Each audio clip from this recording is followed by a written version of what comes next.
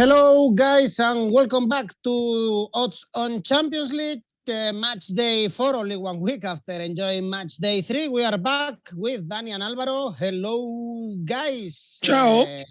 This is getting very hot. Some teams can get out of the Champions League.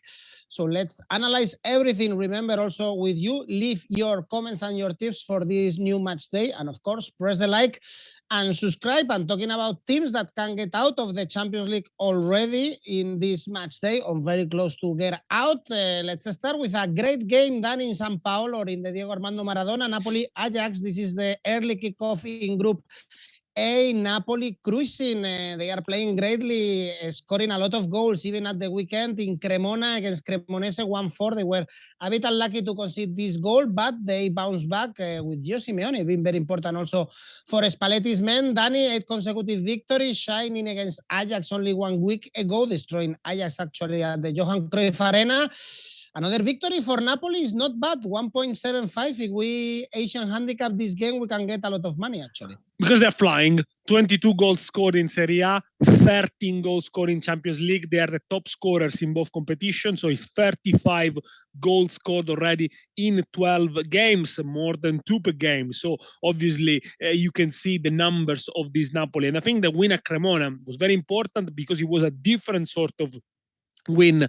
It wasn't an easy game despite playing against a newly promoted side, but Cremonese is a team that's got a plan. They like to play from the back. They like to try to keep the possession. So they create Napoli a few headaches. They equalize. And, Napoli were under pressure after playing at the Johan Cruyff Arena. And then, obviously, with the return in mind. And also, they were playing late on a Sunday after Milan had won, after Inter had won. So they knew they had the chance, obviously, to keep the pace with the rival. And the important things for Spalletti is that this time the men who came from the bench really made a difference. You mentioned Simeone, but so did Lozano. For a Napoli side that is so good at imposing their style, and we saw it against Ajax, even when they went behind little by little, they go back into the game. They are really assured about their identity.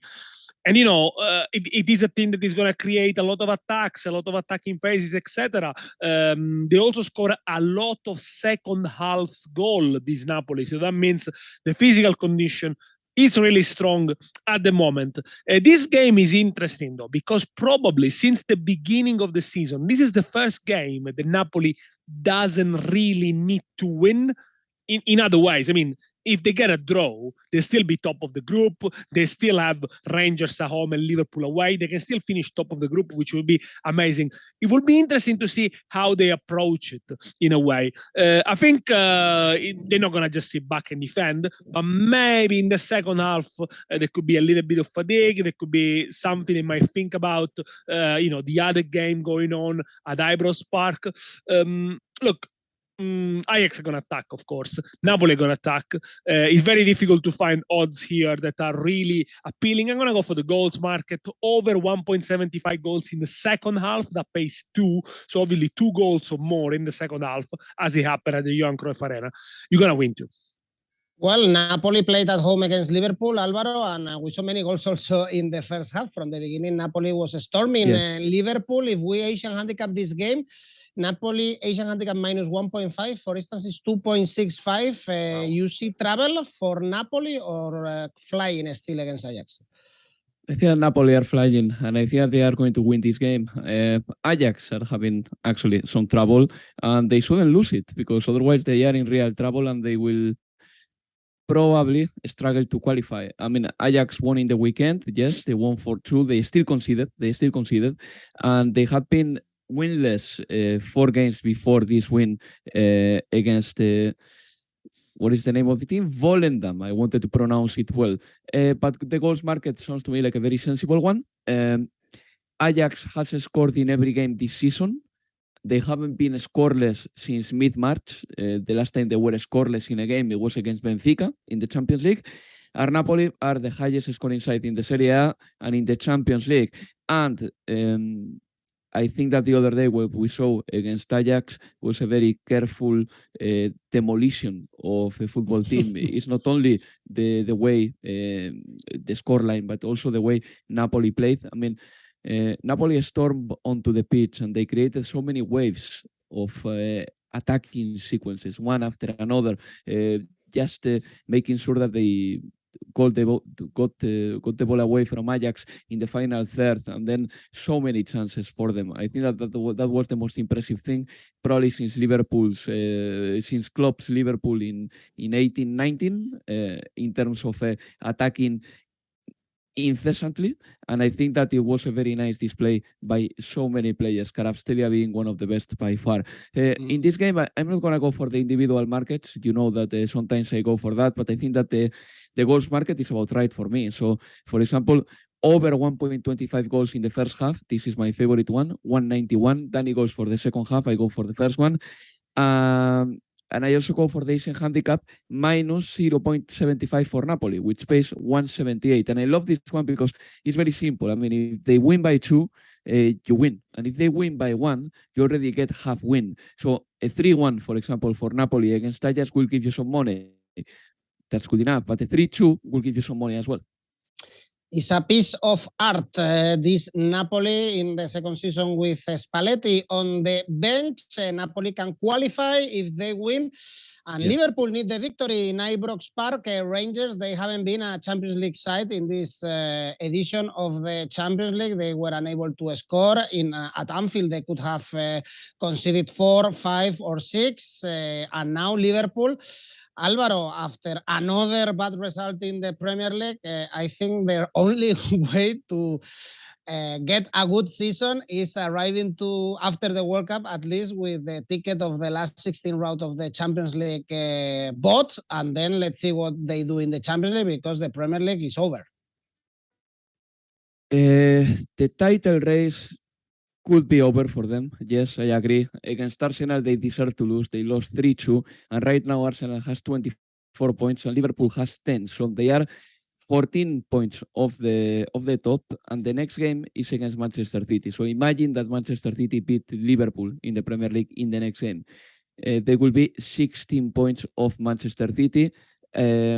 You don't cut that deficit against Manchester City easily. I mean, 16 points is too much, because Manchester City, they look like they are going to collect 90 points or more, and Liverpool, I don't think that they will get to those numbers this season. So the Premier League is effectively very difficult, if not effectively over for them. Against Arsenal, Liverpool played with a 4-2-3-1, again with Darwin Núñez playing up front, with Diogo Jota, Luis Diaz, who picked an injury, by the way, and probably won't be playing this game, and Mohamed Salah. Mohamed Salah was totally anonymous in the game. That was very concerning for me. I've never seen Mohamed Salah being so detached from the team's play, and I put it down in a way to the system. I think that the 4-2-3-1 doesn't favor Mohamed Salah, but Jurgen Klopp said in the preview of the game against Arsenal that since things are not working for them, he has to make his team more unpredictable. He made his team more unpredictable against Glasgow Rangers, playing with a 4-4-2. Yesterday he played with a 4-2-3-1. And this change in the system, well, in a way, makes Liverpool less automated than they were. Liverpool were one of the most automated teams for in the last 5 years, and right now they are not. Mohamed Salah didn't touch the ball. By the way, Trent Alexander-Arnold has an injury as well, so there are some casualties for Liverpool here and there, and I think that the absences in midfield are costing Liverpool as well. I mean, Liverpool is playing with Jordan Henderson and Thiago in midfield only because the likes of Curtis Jones, the likes of Keita, the likes of Oxlade-Chamberlain are out as well. So they have been a little bit unlucky in that department too. But anyway, this Liverpool, I think that they don't have the energy they had before. And there was a sequence of play against Arsenal that was very remarkable for me. From the minute 82nd until the minute 87th, Liverpool didn't touch the ball. Arsenal had a very long possession. When was the last time we saw a team have like a 3, 4, 5 minutes long possession against Liverpool? we didn't see that because Liverpool was getting the ball away from you. That is the gegenpressing, basically. Liverpool didn't exert that at all against Arsenal, and Arsenal won in intensity. In the action that, for example, leads to the penalty done by Thiago over Gabriel Jesus, Arsenal had like 4 shots inside the box. 4 shots inside the box. So this Liverpool side is not working. However, in the Champions League, they are working better because the level of Glasgow Rangers, obviously, the other day wasn't good enough to beat Liverpool, and I think that is still not good enough to beat Liverpool. So I'm going to back the red side, keeping in mind that this season they are not going to win the Premier League. Glasgow Rangers, by the way, won in the weekend 4-0.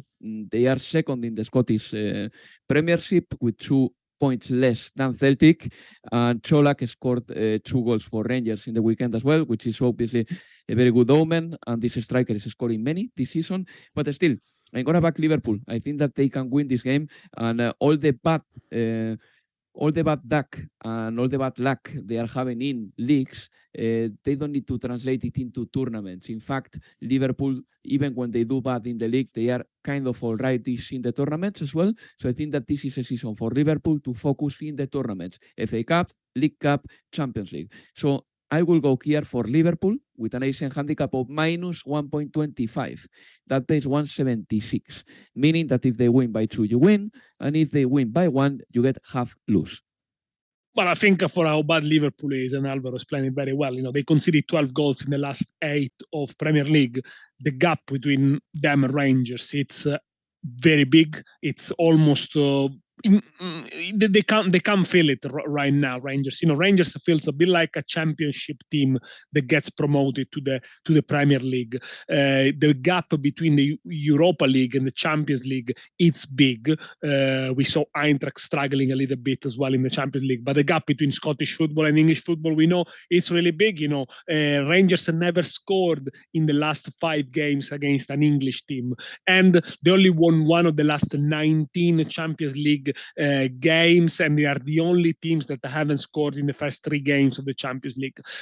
Also, they tend to spend most of the time defending their own goals. They are the team that has faced more shots so far, 65, whereas Liverpool is the one that had more shots behind Napoli, also because they had a lot of shots against Rangers. It should have been more than 2-0. McGregor was outstanding, man of the match. Liverpool should have won at least 3 or 4-0. Also, the weekend, Rangers, good win against Mirror, but McGregor, again, the goalkeeper, was very, very busy at the same time. And as Alvaro mentioned, the good news is the Colac is scoring. Morelos is still not finding his shooting boots. So I see it really difficult for Rangers, really, even to get third in this group. Liverpool win, agree with Alvaro, and over 2.5 goals, 214. So if they take the chances, it's gonna could be a high scoring. Rangers might nick 1, so it could be like a 3-1 win, 2-1 win for Liverpool. But Liverpool win and 2 on over 2.5 goals, that gives you 214.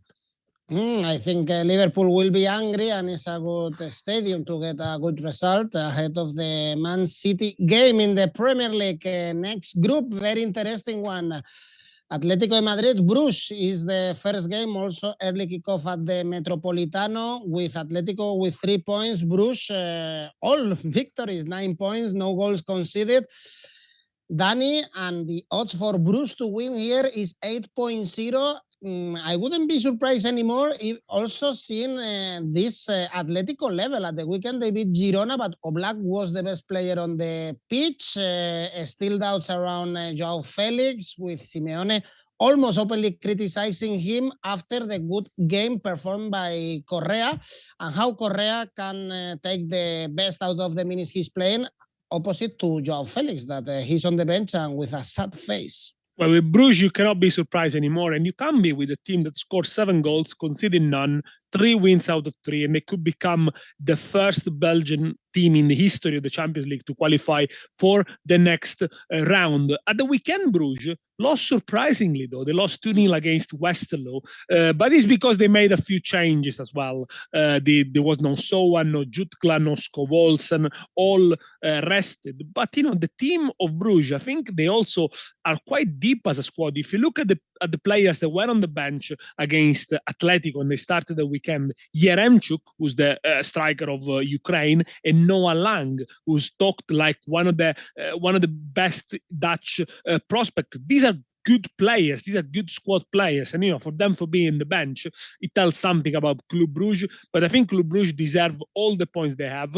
They haven't stolen anything. They do deserve to be on full points. But it's a team they had a plan. Last year in January, they started investing a lot of money in young players, the aforementioned Jude, Klasko-Volsen, etc. They spend in January more than Real Madrid and Inter. They spend around 55 million euros. Yes, of course, they sold the Catelare this summer, so they recoup some of the money. But the plan to get young players and to get a very fit, physical team, it is working, and I think it fits very well with the Champions League style when open football needs to be played. Atletico, as you mentioned, I don't know, they lost a little bit of the cholismo element. They are not scary anymore. They haven't got the scary face anymore in the Champions League. But yes, they got a couple of players. I mean, man for man, probably you would say that they are better players, but maybe not everyone is clicking apart from Correa, I would say. I think Atletico in this one, they need to come out. They need to win. They need to score goals. Brugge is very good on the counter. We saw them when they played Porto. So for the previous game, I went for an under 2.5 goals, which I got it, but I thought because Atletico were going to keep it tight. This time I go for an over 2.5 goals, which pays 189. I wouldn't be surprised with Atletico dropping points here, Alvaro. Next two games in the Champions League, Brugge and Leverkusen at home, must victories for Simeone. I have to back them. I have to back Atletico. I think that this is the time for them to wake up. At the same time, I know acknowledging that Atletico Madrid is no longer a European force. Not at all. I mean, they haven't won 2 games in a row in the Champions League in the group stage since 2019. That tells you the story. I mean, Atletico used to negotiate easily the group stage until 2017. That year, they got knocked out by Roma and Chelsea in the group stage, and ever since then, Atletico has struggled even in the group stage. Then sometimes they go far in the Champions League. I remember in 2020, they were in the quarterfinals and they lost against Leipzig, which is a mistake by Atletico, looking back now. But at the same time, that Leipzig was too much for them too. So, I think that this Atletico de Madrid side are just refinding their form all the time, and they need the participation of some very important players to be better. I mean, Savic, Jimenez, Oblak. I would say that Kondogbia, Griezmann, those players, they always have to play, and Yannick Carrasco too. Otherwise, Atletico is not the same side. And in the weekend, yes, they won. 2 goals by Correa, a player that I really rate. I really like Angel Correa, but he doesn't always play. Simeone likes the player too. Joao Felix, still, he's the most inconsistent star of the last 4 years. We have to start saying that. And Jan Oblak was fantastic. He did a couple of amazing saves to Girona, and Girona didn't get the points at Metropolitano just because, at Civitas Metropolitano, just because Jan Oblak was back to his best form. I also think that Antoine Griezmann is playing now with no complexes whatsoever, because Atletico de Madrid has signed the player for the next season, so there is no need for this crappy policy of Antoine Griezmann coming out on the 62nd minute of the game. So Antoine Griezmann is playing more now, and he's looking very confident as well, and this is very important for Atletico because Antoine Griezmann is not only a player who can score, he doesn't score so many anymore, but he activates everyone around him, and this is crucial for Atletico de Madrid, especially for Alvaro Morata. I think that if Atletico plays with their center backs, Savic and Jimenez, they are going to be better off, and Savic and Jimenez played the other day against Girona. Marcos Llorente is out, and they got 2 games at home now and 1 game away at Porto. So I think that the home games are key for Atletico de Madrid. That's why I think that this time finally they are going to beat Bruges. But I acknowledge and I understand that Bruges are tremendously difficult. I mean, with the win, they are through. They have conceded 0 goals. Ferran Jutgla has scored 2 goals already, and they are a team that doesn't let you play. They are very clever on the tactical faults. In fact, they do more faults or they get more yellow cards than anybody else in the Champions League. They got already over 9 yellow cards in the Champions League, which is quite a lot. And Atletico used to have that style before. So it could be leggy. It could be a game with very little spaces, but I think that Atletico finally is going to make it. So I'm going to pack Atletico just because I believe that I hope they have to make it. Otherwise, they are going to be out. Asian handicap -1 for Atletico de Madrid. I know that this is a bit of a risk, but I take that one. 173. I'm happy to take this risk.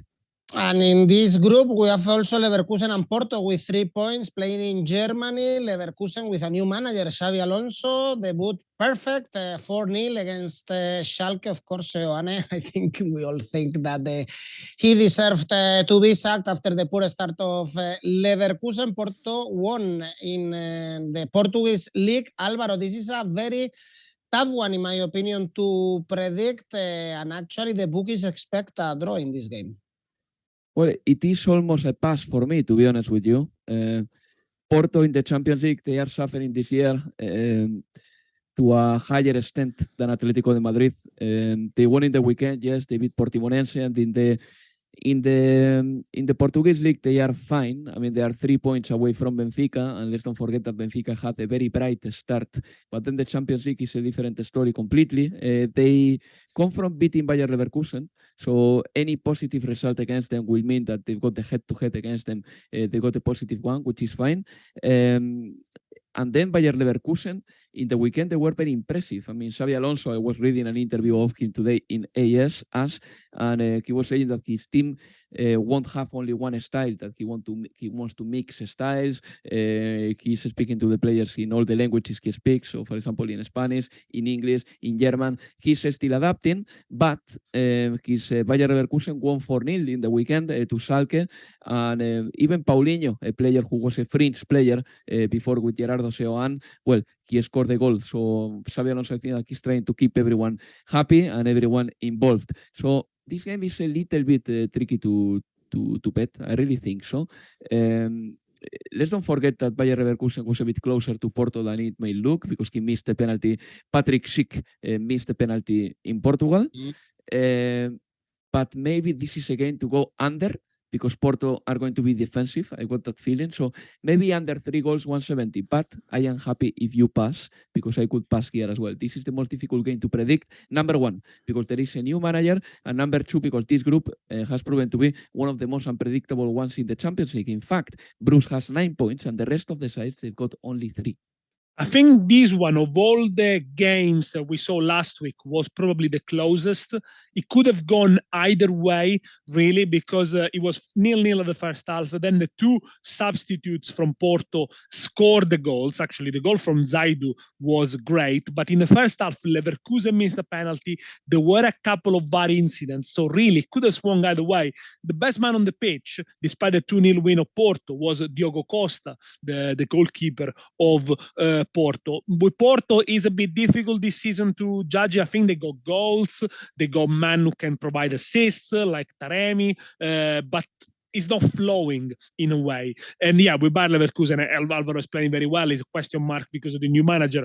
Only one won in the last 5 away games for Porto. They only kept 1 clean sheet so far, which is obviously against Portimonense. They are winless in the last 4 away games in the Champions League. Porto, so they tend to do much better at home, and winless in the last 7 away trips against German opposition. So when they do match themselves with the Bundesliga side, which, you know, Bundesliga is a better competition than the Portuguese Primera Liga, they do struggle. Let's see what happens here. I would be happy to pass it, but I would be happy actually to take a punt and take a draw. I think that the odds for a draw are 383, you know, on Oddspedia. They are great. And considering, how level, how balanced the game was, why not? Draw, 383. I like the draw, and I like also Leverkusen, to be honest, to win or draw no bet. I think they have a little bit the edge with Xabi Alonso on the bench compared to this Porto, no longer that competitive in European football. And in Group C, we have a tough game, a big game at the Camp Nou, Barça-Inter, because, Dani, we were surprised, but Inter were able to beat Barcelona 1-0. They were also able to beat Sassuolo, and now Barcelona, they have many doubts. They played really badly against Celta, especially in the second half. Look, it was a very much needed team performance from Inter. They almost revert back to Antonio Conte style. They understood Barca gonna have the ball more of the time, so they didn't apply the same pressure. They didn't push the block that high, and I think that made sense because with a physical condition not at the top, it was the right choice. I think to sit back, defend a little bit more, but play more as a team. And I've seen a lot of players doubling up, helping each other, making that extra run, probably for the first time this season. And it worked out because then in the first half, Inter also kept the ball really well in the opposition half. They were never going to lose it unless they were trying a difficult pass. So finally, the team spirit, a very good win, backed up also by a very good win at the weekend against Sassuolo, not because of the performance, but again, for the team spirit, a professional performance for Inter, who already lost 5 games at the beginning of the season. I'm not sure they are out of the crisis yet. I think the game at Barcelona will tell us a lot. But what happened, I think they cleared the air a little bit from some of the doubts they had. Most of all, the decision who's going to be the first goalkeeper. And I think it should be Onana, and that's right, because they got different goalkeeping style. He's going to be the goalkeeper of the future. So yeah, it's good that they stick with him. He wasn't really much troubled by Barcelona, but this could be different. I think it's going to be a tense match because everything will happen in the first leg. Let me say it clearly. I think it was a penalty. Probably Denzel Dumfries touches the ball with a hand. So, you know, it is what it is. Barcelona complain. We'll see. It probably will go down in history like the Boyan handball. But it's a difficult one here to predict, I think, for Inter. Let's see if they can keep Lewandowski quiet. Look, I hate to predict this result. I think football sometimes is strange. Barcelona might go in the box a lot of times. This time they might get a penalty. This time they might score a penalty. I mean, it's a way for me to say that you might even pass this bet, but Barcelona to score a penalty, that pays for. Alvaro, what do you think about this game? What I think is that Barcelona is going through a rough patch, really. Against Inter, it was very concerning because they wanted to dominate, but the domination they had was very fictional. I mean, they didn't produce many chances. I didn't see Inter goalkeeper in the whole game. And the whole game plan was passing the ball to Ousmane Dembele for him to do nothing on the right wing, for him to waste it all the time. Dembele is a very inconsistent player and unpredictable. But unpredictability is not always a good asset for a player if he doesn't do the right thing at the right time. And Dembele doesn't do that. I mean, he can be flashy sometimes, but the whole game plan of Barcelona was passing the ball to Dembele, which is very poor considering that Xavi has been there for 10 months already. And I think that Inter deserved the 3 points the other day with the obviously the asterisk I put there. I think that there was a penalty, and even I think that the goal that Pedri had disallowed, well, that was even too strict. But anyway, that's another story. Against Celta, Barcelona was very poor again. They were good for 20 minutes, and then in the second half, they didn't keep the possession. Celta had many chances. Ter Stegen was the hero of the game, and Barcelona is really going through a bad moment right now. Their numbers in La Liga, they are very deceptive, especially in the last games, because they have conceded only 1 goal in La Liga, which is incredible, but at the same time, they could have conceded like 2 or 3 against Celta the other day. They don't defend well with the ball in their feet. Pedri and Gavi, they are not finding each other. Against Inter, I think they pass the ball to each other once only. Imagine Xavi and Iniesta passing the ball to each other once in a football game. That would be unthinkable. And then in defense, they have to resort to Gerard Piqué because all the good defenders are out. And Gerard Piqué is doing a good job, actually, but Xavi didn't want him in the team. So, and the right back is a disaster. I mean, whoever plays in the right back right now, if Koundé is on there, is very bad. I mean, Sergi Roberto is very far away from his best form, and even his best form didn't qualify him as a good right back for Barcelona. So, you know, there are things that I don't like about Barcelona, but at the same time, I believe that goals can happen in this game. I mean, the Champions League average in goals is 2.9 goals per game. Barcelona doesn't tend to go scoreless for more than 1 game in a row, so I think they are going to score. But I also think that Inter are going to score because Celta had many chances the other day and they didn't capitalize. But Inter has better strikers. So Inter to score at least 1 goal, that pays 157. Is almost a safe bet for me, considering how bad Barcelona is defensively right now. But both teams to score 178, my favorite here. I go for that one. Double chance for Inter 3.08. This is also very juicy, thinking also about the poor form in European competitions with Barcelona and really under pressure. It's going to be a tense one, so perhaps also look at the cards market for this one. Can be good. And in this group, chill, let's relax because we go to Czech Republic, and here we have Victoria Plzen 0 points, Bayern Munich 9 points. I'm sure Alvaro, after getting a draw in the very last minute against Dortmund with the whole game leading and showing the difference we saw only 1 week ago between these two teams, we should expect Bayern to win comfortably also here. Yeah, I think that they should win comfortably, and I think that they should win comfortably very quickly. I mean, it was a little bit disappointing what happened against Dortmund for Bayern, but their Bundesliga form doesn't translate to the Champions League, really. In the Champions League, they are doing very well. They haven't conceded a single goal in the Champions League. This means that when Bayern activates, turns up for the game, they are still one of the best sides in Europe. Then in the Bundesliga, I think that they know that they've got some margin of error. They know that they can lose games, drop points, but still, they still have time to make amendments. So at the same time, they are playing against Pilsen, and Pilsen has conceded 11 goals. So they've got a minus 11 goal difference, which is awful after 3 games, and they are the worst side in passes completed. I mean, the other day against Bayern, they just couldn't leave their own box. Every time they got the ball back, they were losing it automatically, straight away. So for this game, I could go for Bayern to win at 30 minutes. I know that they are playing away, but they did it very comfortably the other day against Victoria Pilsen, at home, of course. Bayern to win at 30 minutes, 1.8, or an Asian handicap -2 for Bayern, 1.7. Those are my bets. I'm going to go very quickly for over 1.5 goals in the first half. I think Bayern are going to wrap it up in the first half against a side that never kept a clean sheet in Champions League. Victoria Plzen, 22 goals conceded in 10 games. Bayern are unbeaten in 31 group stages in the Champions League. That's a record. Probably Victoria Plzen are going to win the league domestically, but they're going to crash out of the Champions League in great fashion. So over 1.5 goals in the first half for Bayern. Well, for Bayern or for whoever. I think for Bayern, that pays too. And the last group is Group D, and this one is very, very difficult to predict. First game we are going to analyze is Sporting Olympique Marseille. Dani, what in the hell was happening in Antonio Dan's head for this game? Because Sporting scored in the very last minute and suddenly he made a huge mistake. Then he saw the red card and he played a really poor game at the end.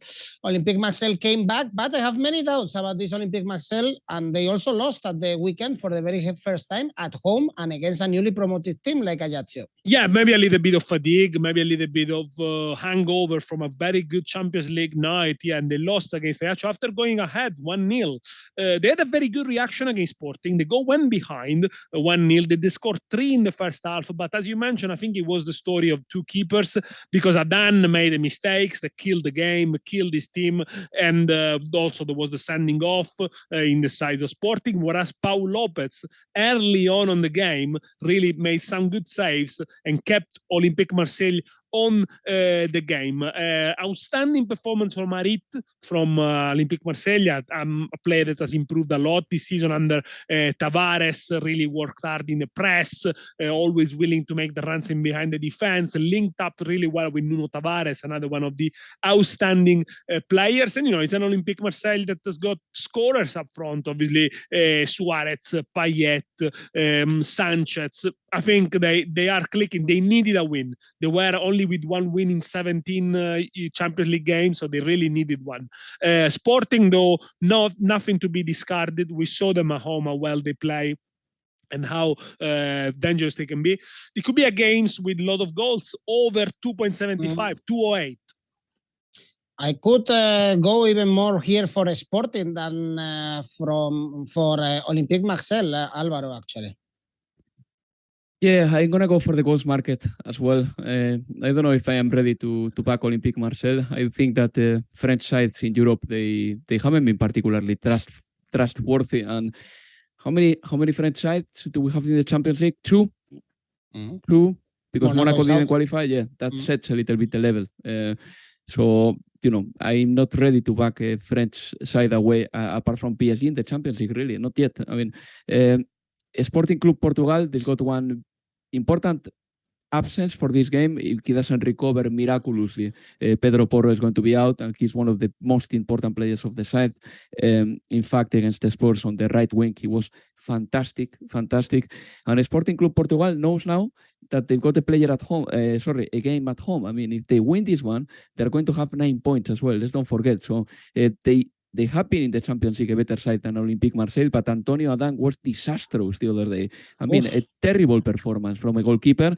Joe Hart was probably the second worst goalkeeper of the Champions League last week, but Antonio Adan was by far the worst of them. Terrible what he did in that game. So I think that going for the goals market is something that I'm happy with. Over 2.25 goals, 162. Again, that doesn't give me many assurances. Sporting Club de Portugal, are they very, very reliable? The answer is no. Olympique Marseille, they've got 3 points less. So I'm going to go for the goals market, but I won't go too far with this. Over 2.25, 162.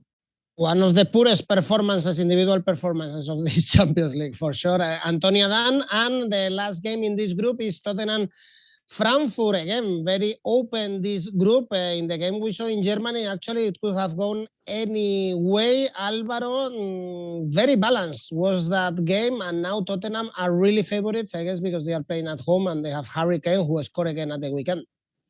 Yeah, he scored. He was set up by Son. I don't think that Son wanted to set him up, but Harry Kane just snitch. He put his header there, and he scored the goal at the Amex Stadium. It was an all-right-ish performance by Tottenham. Defensive, I would say. If Bissouma started the game 3-5-2 for Tottenham this time. I think that Bissouma played partially because Antonio Conte wanted to give him a start against his former side. But anyway, Antonio Conte has been using 5 midfielders as of late in the last 2 games. And this is interesting because he's using only 2 strikers, and Richarlison so far has been out on the bench, and Son and Kane has been his preferred couple. I mean, it wasn't particularly great by Sports the other day. I think that some players, they are still trying to find their best form. Sessegnon wasn't good at all, in my opinion. Cuti Romero is still struggling a little bit with his physical condition. And then Harry Kane, yes, he's one of those players who is a constant for Tottenham. I mean, if Erling Haaland wasn't in the Premier League, he could be Premier League's top scorer with 8 goals scored already. And I think that Kane to score is, for me, a very good bet already. Kane to score 183, because he can also do it from the penalty spot. And let's don't forget that Harry Kane doesn't miss many, even though he misses every now and then.